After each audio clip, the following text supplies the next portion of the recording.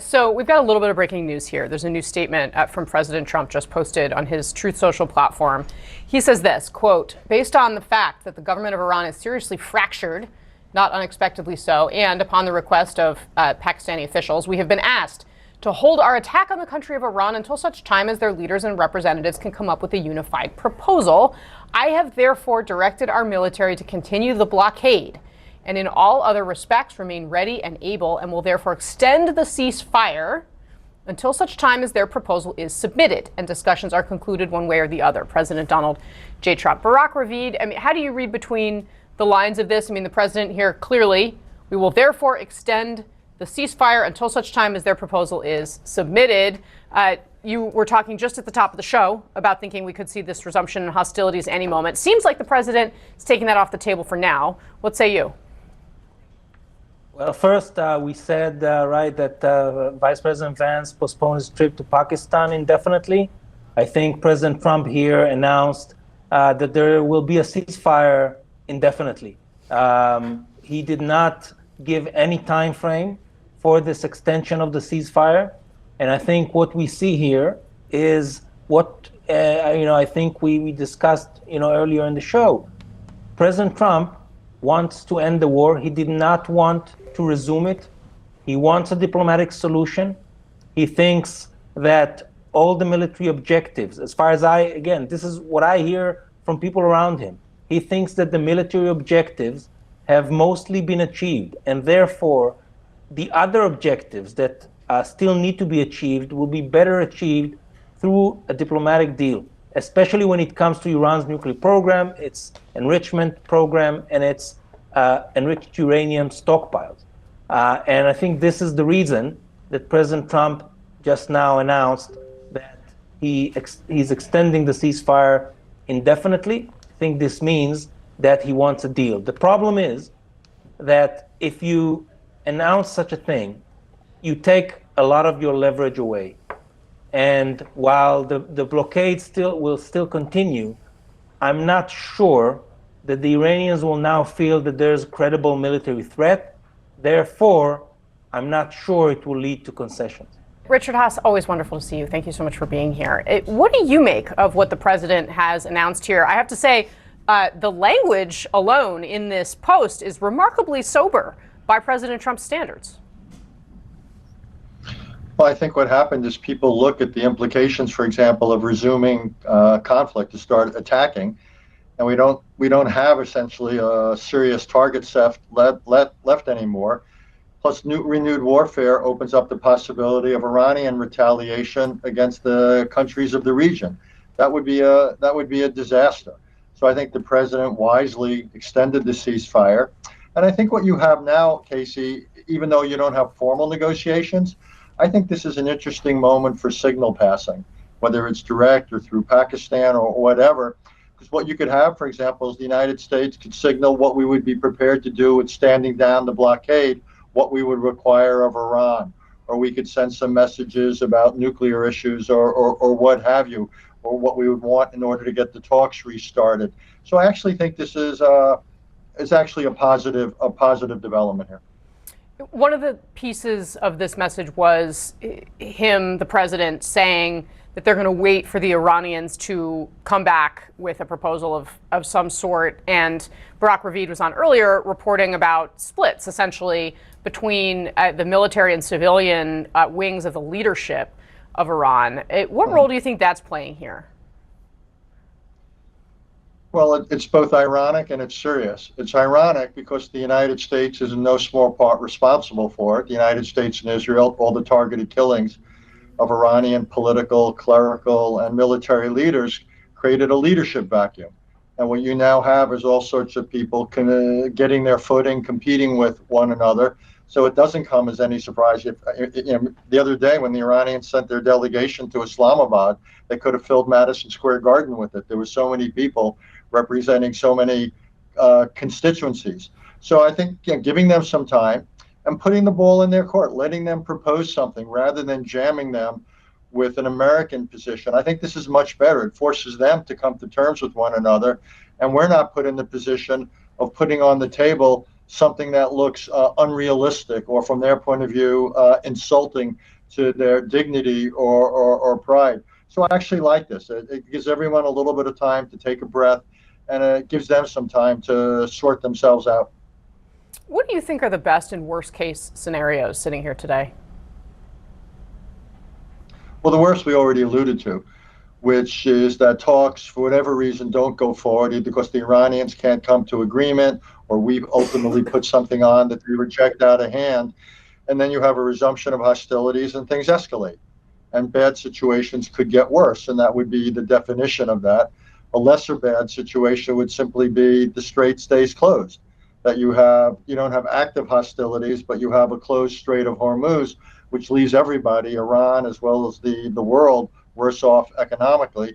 The best is obviously you get some kind of a deal on the strait that allows it to reopen, and it puts a limit on Iranian control or influence.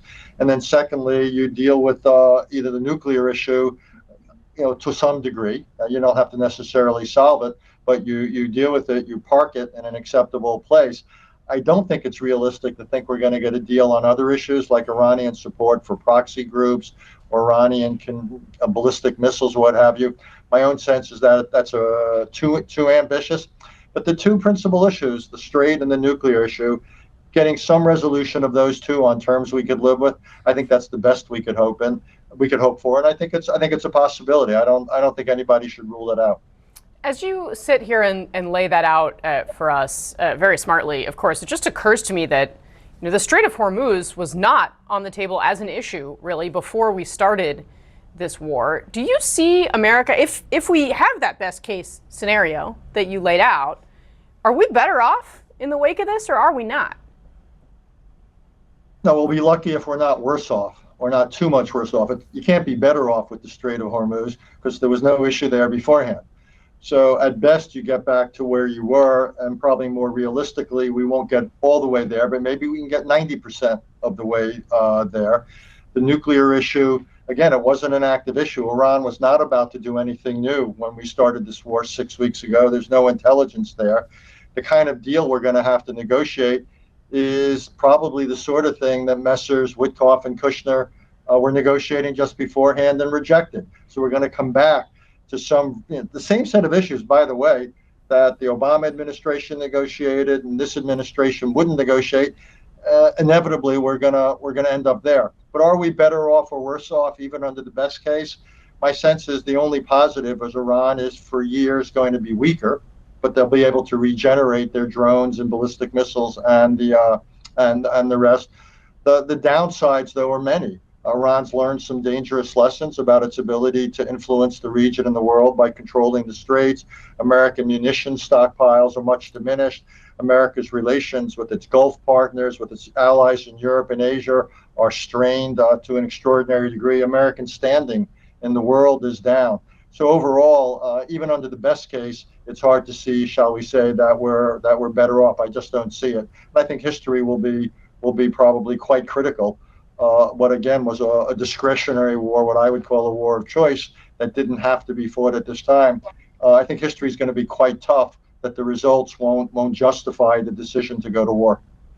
All right. Ambassador Richard Haass, always really appreciate your perspective. Thank you so much for coming on. Ambassador Roger Carstens. Ambassador, good to see you again. What do you make of President Trump extending the ceasefire? It sounds indefinitely. Jake, thanks for having me on. Yeah, it sounds like that's what he's trying to do. I think in terms of what I am interested in always, and that's bringing hostages home. I think in a way, when you extend a ceasefire like this, you lose a little bit of leverage. I think in my perfect world, we would have ended the ceasefire and at least had the threat of military force in an effort to increase leverage, which could be used not only to achieve our political military aims, but also to bring some of the 6 Americans that are held by the Iranians home to the United States. I want to get to those Americans in a sec, but I want to also ask, the Trump administration is considering imposing a new round of sanctions targeting Iran. Would that help in getting Iran to negotiate not only for some sort of peace deal having to do with this war, but also to release these Americans? I would say that we've sanctioned Iran with pretty much everything at any point on every single part of their economy, their political life, et cetera. I almost can't imagine another sanction really causing any pressure to the Iranian government. I think the threat of military force, however, that's a different story, and I think that's very real. But adding a few more sanctions to the stack that have already been levied on Iran, I just really can't see that adding anything. In the midst of all this, of course, you've already noted there are Americans, two at least, that the U.S. designates as being wrongfully detained by Iran right now. The Foley Foundation says there are at least 6, as you note.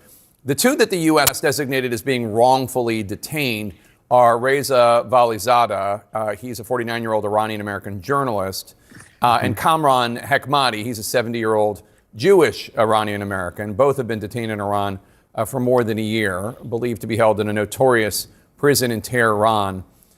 Are these detained Americans part of the negotiations at all? I don't recall hearing anybody in the administration say that they are. Jake, all we have is that story that came out in the Washington Post on the 10th of April, saying that prior to J.D. Vance heading off to Pakistan, that the Americans would be brought up as part of the negotiations.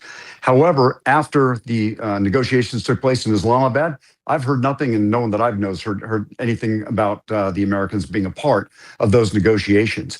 I mean, you know where my head's at. I'd encourage the administration to make this a part of their negotiated aims, and let's make an effort to try to bring them home.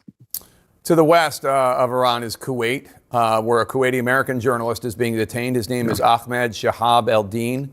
Press freedom advocates say he was arrested after sharing videos related to the Iran war, such as this video on March 2nd of a U.S. fighter jet crashing west of Kuwait City.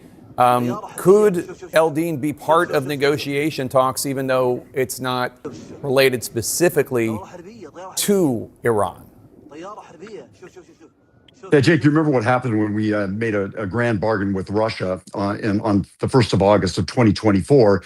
We did what was called enlarging the problem. We expanded the amount and the, numbers of hostages held in different countries to bring together a deal that might have been inconceivable had it been just done in a bilateral channel. So there's a chance that he might be brought into this. Also, additionally, Kuwait might be able to or be willing to just make a good deal with the United States to let them know that, look, publicly we're going to have this stance, but privately we'd like to send a very clear message to the United States by releasing him back to you. So my hope is that he gets released soon. I know that the Kuwaitis have ramped up their national security laws, and he actually came and perhaps posted a video online at a very problematic time.